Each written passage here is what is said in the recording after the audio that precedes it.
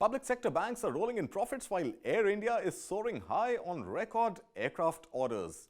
Fixed deposits just became 25 basis points more lucrative. But abroad, the ghost of demonetization is haunting Nigeria. This is Business Plus, your definitive edge to business and economy.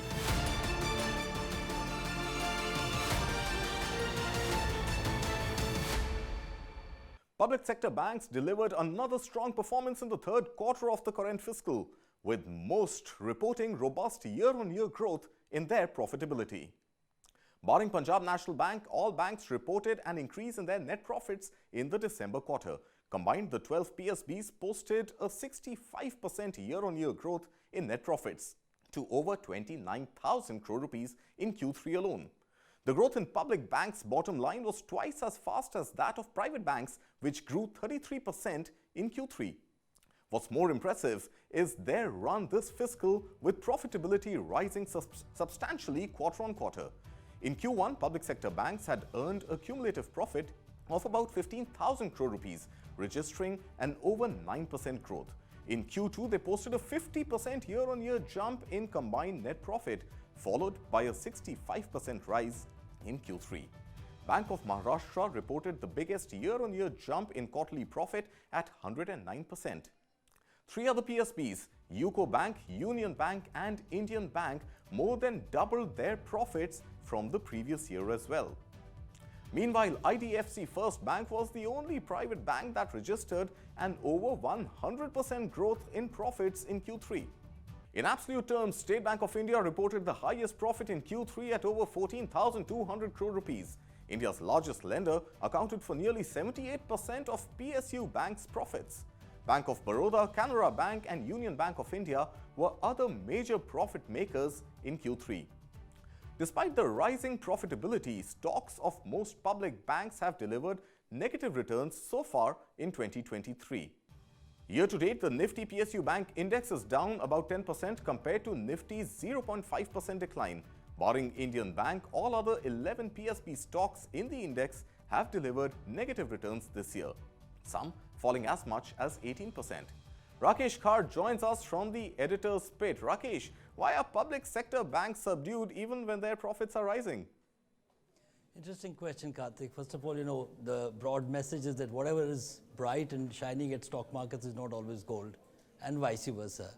We have historically seen some divergence between the stock market and the actual performance of companies, so we shouldn't be completely surprised. But putting this entire story in context, I think it's important to look at 2022, which was the boom year for PSU stocks. So 23, there's possibly 3 or 4 reasons that could explain the dip. One is the profit booking. Second is the FPIs, which are exiting India largely in 2023, have been slightly shy of the financial sector. So again, banks could take a hit. And thirdly, the recent, the Heidelberg report on Adani has, also caused a bit of a blot on the banking stocks that could also have brought some pressure on the index at Nifty and BSE. And the other interesting factor is the macro factor, which is that the credit offtake has been relatively poor when it comes to the corporates. So in that sense, these 3 factors could possibly contribute to the relatively dip in the, at the stock market. But the other interesting piece in this PSU performance to look at, to my mind, Karthik, is that while you were talking about the, showcasing the performance of the PSU companies, is that the ARPU for a, PSU bank versus an ARPU for a private sector bank is traditionally very low in case of the public sector banks. So despite that, because PSU banks hold a client which is, possibly having an account at 10 rupees or 100 rupees versus a private sector bank which is holding a higher account as an entry. So in that sense, PSU's performance is truly remarkable. Also, the other key message from the PSU bank's performance at the top line and the bottom line is that the consolidation that happened in recent years is probably on the right trajectory. And lastly, this, maybe we have moved from an era of PSU bashing, to some love and affection for the PSU one day after the Valentine's Day. Right, Rakesh Khar, as always, wonderful having you on the show, and thanks for this rich perspective. And moving on, as the Reserve Bank of India continues to hike repo rates to tame rising inflation, there's good news for fixed deposit investors. Banks are offering higher interest rates on FDs, also known as term deposits. The latest to do so is, of course, the largest lender, State Bank of India, which has raised interest rates on select fixed deposits by up to 25 basis points. SBI has hiked the interest rate on deposits maturing between 1 year to less than 2 years to 6.80% from 6.75%, a small 5 basis points hike, while the interest rate on the tenure of 2 years to less than 3 years has gone up to 7% from 6.75%. This is a 25 basis points increase. The increased FD rates would be applicable to fixed deposits of up to 2 crore rupees, and these come into effect today, the 15th of February. SBI also introduced a specific tenor scheme of 400 days with an interest rate of 7.10%. The scheme will be valid till 31st March. Not just SBI, many banks are offering 7 to 8% interest rates on FDs now, and some small finance banks are giving around 9% too. For long-term deposits, all biggies including SBI, Axis Bank, ICICI Bank, HDFC Bank are all providing rates of more than 6 to 7% for a 3 to 5 year period. At present, Axis Bank FDs earn interest at 7.26%. HDFC Bank at 7%, ICICI Bank at 7% and Kotak Bank at 6.75%. FD rates of all banks including government and private are running at an all-time high, and experts believe there couldn't have been a better time to invest. The latest repo rate hike of 25 basis points could further positively impact FD rates if other banks too decide to pass the benefit to the consumers. And let's fly straight into the developments in the aviation space. Air India's record deal for 470 aircraft is making global headlines, and rightly so. The now Tata-owned entity has placed the largest ever aircraft order in global aviation history. Air India's jumbo order signals the serious intent of the salt-to-steel conglomerate in ramping up the airline and capitalizing on the increased air travel demand in the next decade. The purchase of aircraft from the two aviation majors is reportedly going to cost $82 billion. Of the 470 aircraft, 250 are from French manufacturer Airbus and the remaining 220 from US-based Boeing.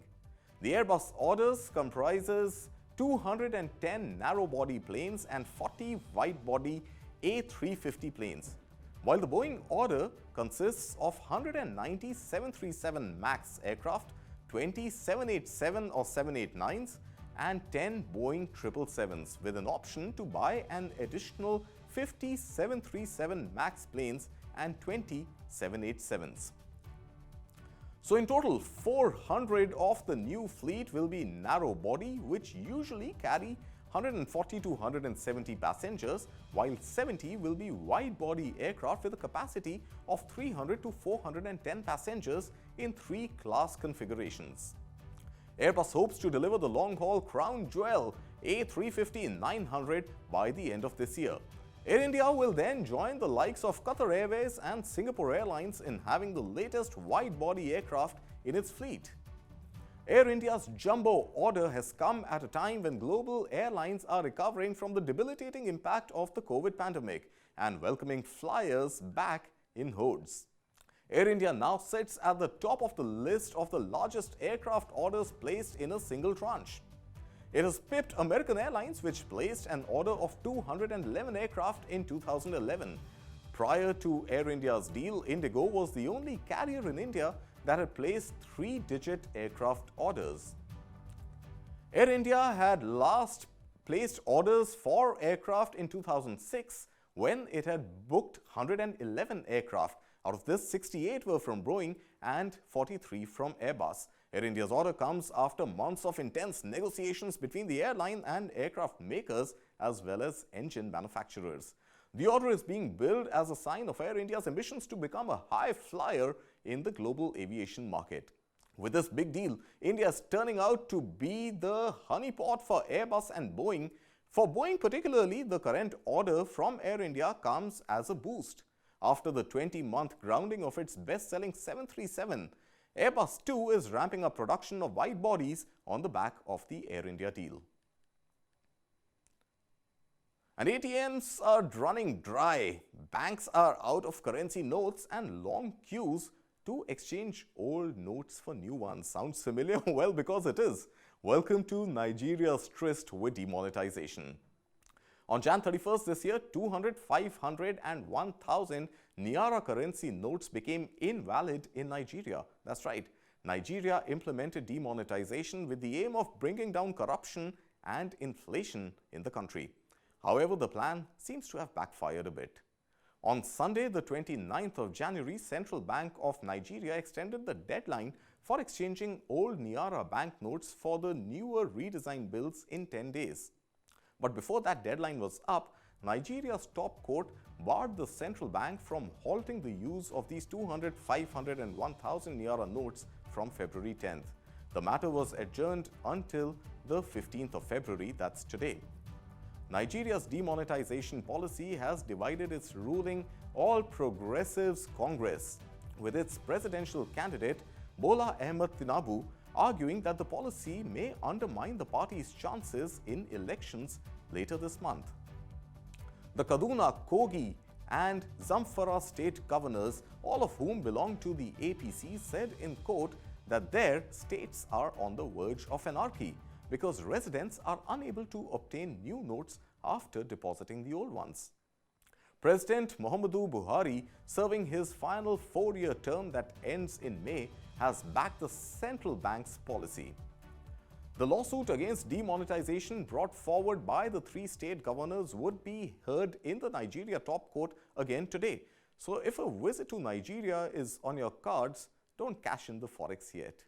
Well, that's a wrap on this edition of Business Plus. For more incisive news, cutting-edge analysis and the most brilliant documentaries, keep streaming News 9 Plus.